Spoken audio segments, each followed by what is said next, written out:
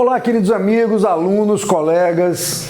Hoje a gente vai abordar um assunto que interessa muito a quem gosta de estudar, a quem gosta de se aprofundar na fisiologia do exercício, especificamente o treinamento intervalado ou interval training ou HIIT, como é hoje chamado, que é também hoje bastante aplicado no fitness, nas pessoas que buscam emagrecimento, que buscam um nível de aptidão um pouco maior.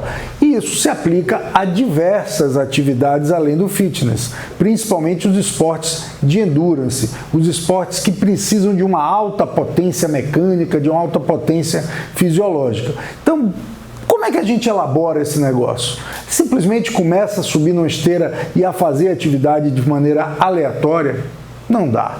A ciência hoje já fornece muito conteúdo, muito material para que a gente possa produzir algo com excelência, com qualidade no que você está propondo. Não dá para você hoje, com tanto material disponível, simplesmente fazer isso de forma sem muito pensar científico. Então a gente vai ter que seguir um passo a passo. O passo a passo ideal é que você tenha, primeiro, sido submetido aos exames médicos fundamentais para saber até onde são os seus limites, digamos, fisiológicos, cardiológicos, né? Os exames, principalmente a ergospirometria, os exames de ecocardiograma, um mapa de pressão e os exames laboratoriais. Então, quando você é submetido a isso, dá ao fisiologista, dá ao preparador físico um grau de segurança muito maior e para o próprio executante, né? No momento que você tem os exames médicos, você vai agora aplicar e escolher o protocolo que você vai utilizar no teste de campo. Então, utilizar um teste de campo que seja mais próximo da dinâmica que você está propondo que o indivíduo faça. Se é corrida, vamos para a corrida. Se é natação, vamos para a natação, ciclismo e por aí vai. Então você vai escolher o protocolo de campo e aí sim aplicar esse teste de campo de maneira que o atleta, que o indivíduo seja submetido da maneira mais específica possível. No momento que você já aplica o teste de campo, você pode agora tratar os dados. O que é que a gente chama de tratar os dados? É calcular os índices mecânicos, fisiológicos, calcular o desempenho, de que maneira você quer que esse desempenho aconteça no ambiente, no local em que você vai treinar. Seja na piscina, seja na pista, aonde você quiser, na academia, na esteira, seja onde for, né? Então há essa sequência fundamental: exames médicos, escolha de protocolo, aplicação do teste de campo e tratamento dos dados fisiológicos e mecânicos que serão utilizados. A ergospirometria, além de ser um teste de alta segurança do ponto de vista da capacidade cardiológica do indivíduo, ele me dá uma noção da capacidade funcional. Então ele me dá o VO2 máximo que eu vou atingir durante o teste, a frequência cardíaca máxima, que às vezes fica um pouco menor do que uma frequência atingida em campo, a frequência cardíaca do limiar anaeróbio e o quociente respiratório, que você vai relacionar entre o quanto você produziu de CO2 e o quanto você consumiu de oxigênio. Então são informações que a fisiologia norteiam esses treinamentos. O processo de treino pode ser baseado em índices, qualquer um desses, principalmente os três primeiros: consumo de oxigênio, frequência cardíaca e limiar anaeróbico, que você pode escolher para onde você vai transitar na prescrição do treinamento. Uma vez você escolhendo o protocolo, você vai ver o protocolo que é adequado para o processo e aí vai para o teste de campo, o momento certo de aplicação do teste de campo. Então, qual é a hora que você vai fazer isso? Preparar o cliente para que ele faça um teste de alta potência, com alta qualidade, né? Ver o nível de fadiga e o nível de motivação que o indivíduo tem para aplicar esse teste de campo. Chegou lá, você vai agora calcular efetivamente as métricas, a carga de trabalho que deve ser usada no momento do treino. Já não é mais teste. Eu vou saber exatamente quais são os índices, de que maneira eu vou produzir isso para ir para a prática técnica e fazer o treino de uma maneira mais precisa, com total ciência, porque o que a gente tem visto por aí é muita gente aplicando o treinamento intervalado sem a base da fisiologia, que é por onde transita tudo isso. Bom, vamos ver o passo a passo agora do treino intervalado. Já fiz tudo que eu tinha que fazer certinho do ponto de vista de exames e de testes prévios para ter dados, para ter informações. Agora eu vou para a prescrição. Primeiro passo, eu preciso determinar o volume total da minha série principal. Eu não estou considerando aí aquecimento e não estou considerando aí volta calma, que é o pós-treino, aquela corridinha leve, aquela nadada leve que você vai realizar para eliminar um pouquinho o lactato que você produziu. Estou considerando apenas a série principal. Então eu determinei, por exemplo, aí 4.000 metros de corrida. Vou correr 4.000 metros dentro da série principal, 4 quilômetros, está definido isso. Esses 4.000 metros, obviamente, está ligado a uma zona fisiológica, porque se eu estabelecer um volume muito maior do que a zona da potência fisiológica consegue realizar, vai ficar desequilibrado isso aí. Então, o volume total da série principal é compatível com a zona da potência fisiológica. E eu escolhi aqui uma zona 4, que é uma zona que encosta no consumo máximo de oxigênio. Existem tabelas que classificam os percentuais disso, mas a zona 4, ela bate no teto do seu VO2 máximo. Então eu tenho 4.000 metros para ser realizados dentro de uma zona de potência aeróbia máxima, né? Terceiro passo, eu vou determinar a distância do estímulo, a distância do tiro que eu vou fazer, ou seja, quanto é que eu vou percorrer para atingir uma zona adequada, no caso aqui 400 metros. Poderia ser outro? Poderia ser 800, poderia ser 1.000, 1.200, até mais ou menos 2.000 metros eu poderia fazer uma distância em zona 4. Mais do que isso já vai ficar difícil sustentar essa potência fisiológica por muito tempo num ritmo tão elevado. Então eu escolhi a distância do estímulo, que será de 400 metros. Quarto passo, eu vou agora calcular o número de séries que eu vou realizar, considerando que eu tenho uma distância de 400 metros e um volume total de 4.000. Aí é uma matemática de padaria, vamos chamar assim. É simples, número de séries é a divisão entre o volume total da série principal dividido pela distância do estímulo. Então eu tenho o quê? 4.000 dividido por 400, então eu já sei que vão ser 10 séries que serão realizadas. Se eu fizer, no caso aqui de um treinamento intervalado, que a gente chama de treino intervalado fracionado, eu fraciono apenas pelo número de séries, porque se eu quisesse fazer com ele blocado, já tem um outro modelo de cálculo, que a gente vai mostrar um pouquinho lá para o fim. Então, no caso aqui, ele é fracionado, 10 séries de 400 metros na zona 4. Quinto passo, escolher o parâmetro da potência fisiológica e mecânica. Então, como é que vai ser feito isso? Qual é o índice fisiológico que eu estou utilizando? Eu estou usando lá da ergospirometria, ou do teste de ventilometria, ou da lactacidemia, ou qualquer protocolo que eu venha usar, eu vou usar o quê? O consumo máximo de oxigênio, o VO2? Eu vou usar a velocidade do limiar anaeróbico do atleta? Eu vou usar a VAM, que é a velocidade aeróbia máxima, que é aquela velocidade do VO2? Eu vou usar o quê como parâmetro de controle de carga? Digamos que eu use a VAM.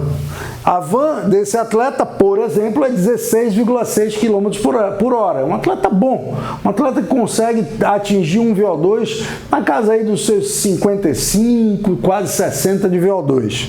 Então eu tenho uma VAM de 16. Se eu tenho uma VAM de 16, a zona da potência fisiológica que eu vier a usar, aí pode ser de 1 a 7, normalmente de 1 a 6, porque o 7 normalmente é usado para treinos de velocidade máxima, velocidade de reação, velocidade de aceleração. Então até 6 a gente trabalha usando essas zonas. E se eu usar a zona 4, como a gente estabeleceu no slide anterior, eu vou estar trabalhando numa carga de 90 a 100% da van. Se eu escolhi a van, a zona 4 fica entre 90% e 100% daquela velocidade que vocês estão vendo ali, 16,6. E aí fica como? Velocidade é igual a 14,9, que é 90% dos 16,6, e o próprio 16,6, que é 100%. Então eu já tenho aqui a velocidade expressa em km por hora. Se eu quiser converter isso em pace, em ritmo, fica como 4,1 por quilômetro até 3,36. Claro que 3,36 é mais forte do que 4,1 por quilômetro. Ou seja, 16 km por hora, 16,6 km por hora e 3,36 por quilômetro é a mesma potência mecânica. Só que um está expresso em ritmo, que é minutos por quilômetro, e o outro está expresso em quilômetros por hora. Você pode usar qualquer um dos dois no seu device, no seu relógio de controle pelo GPS. E aí, claro, todas essas classificações de capacidades, elas podem ser expressas por zonas, no caso aqui de 1 a 7, e você terá diferentes adaptações fisiológicas. Você tem diferentes efeitos do treinamento quando você utiliza, por exemplo, um treino, no caso aqui de 1 até teto da zona 3, onde você trabalha basicamente a sua capacidade aeróbia. Do 3 até o 4, você trabalha mais a sua potência aeróbia. Do 4 em diante, do 5, na verdade, em diante, você já trabalha em cima de uma velocidade anaeróbia de reserva, onde você tem um efeito mais sobre a tolerância anaeróbia ou mesmo a potência anaeróbia, que é o máximo que o sistema glicolítico consegue oferecer. Daí para frente, são treinos em cima das resistências de velocidade ou as velocidades máximas, a aceleração pura, né? Velocidade de reação, tudo isso trabalha-se numa potência mecânica mais elevada. Então, cada uma dessas escolhas você vai expressar naquela zona, 1, 2, 3, 4, 5, 6 ou 7, depende do que você quer treinar, né? Bom, o sexto passo é calcular o tempo médio do seu estímulo. Se o meu estímulo é a distância dela é de 400 metros, eu preciso saber qual é o tempo que o cara faz a volta na pista de atletismo de 400 metros. Então, a distância do estímulo é de 400, a velocidade ou o ritmo nós já estabelecemos, basta agora eu saber qual é o tempo que eu faço cada volta. Regra de 3 simples. Se minha velocidade está entre 14,9 e 16,6 e o meu ritmo entre 4,1 por quilômetro ou 3,36 por quilômetro, a cada 400 eu vou achar aí entre 1,26 e 1,36 ou 1,36, que é mais fraco, até 1,26, que é mais forte. Isso é regra de 3 simples, matemática, que eu não vou ensinar a vocês como é que faz aqui agora. Mas eu já encontrei o tempo de passagem a cada 400 metros. Como ele vai fazer tiros de 400, ele vai dar uma volta e vai parar, não é isso? 10 séries, como a gente mostrou, né, no slide anterior. Então, 10 de 400 entre 1,36 e 1,26, ou 1,26 a 1,36. E aí você já sabe exatamente o tempo de passagem a cada 400 metros. Agora, o que eu preciso estabelecer é qual intervalo, que é o grande segredo do treino intervalado. É a grande diferença entre um treino contínuo, né, onde você não tem solução de continuidade, e a quebra desses estímulos. Qualquer mudança que venha a me equivocar na escolha desse intervalo é capaz de mudar todo o resultado do treino. Então, a escolha adequada do descanso entre estímulos é fundamental para que você leve o atleta, leve o indivíduo a atingir o que você quer. Se eu boto um intervalo muito aberto, muito grande, muda o efeito. Se eu boto ele muito curto, muda o efeito também. Então, a depender da zona e a depender do intervalo, a resposta fisiológica vai ser tendenciosa para mais uma ou outra capacidade, ou até mesmo sistemas energéticos. Então, fiquem atentos ao intervalo de descanso. Então, sétimo passo é o quê? Determinar o tempo da micropausa.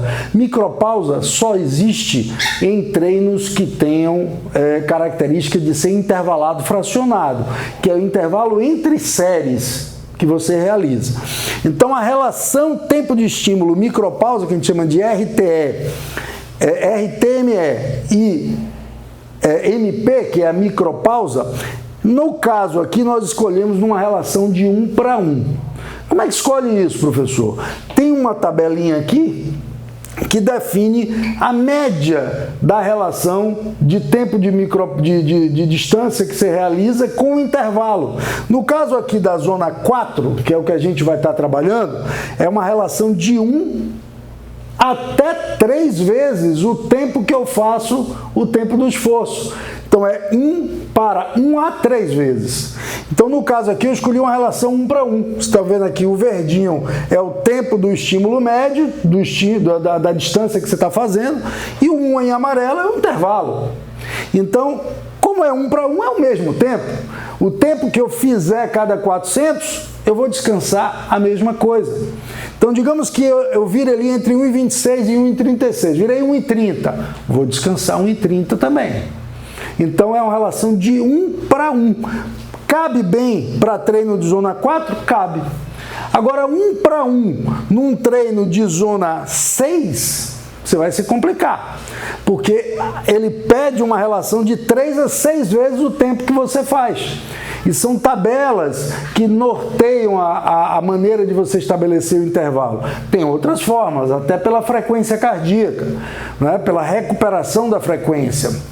Mas aqui no caso é a relação com o tempo que você aplica no esforço. Então ficou 1 para 1, o mesmo tempo de esforço é o mesmo tempo da recuperação. Então no caso aqui já temos tudo prontinho, tá ali ó, 10 de 400 para 1,26 a 1,36 com um descanso de 1,26 a 1,36. Isso para um treino fracionado, no caso aqui é intensivo médio de carga interna. Por que carga interna? Porque eu estou usando o tempo como parâmetro de controle da recuperação.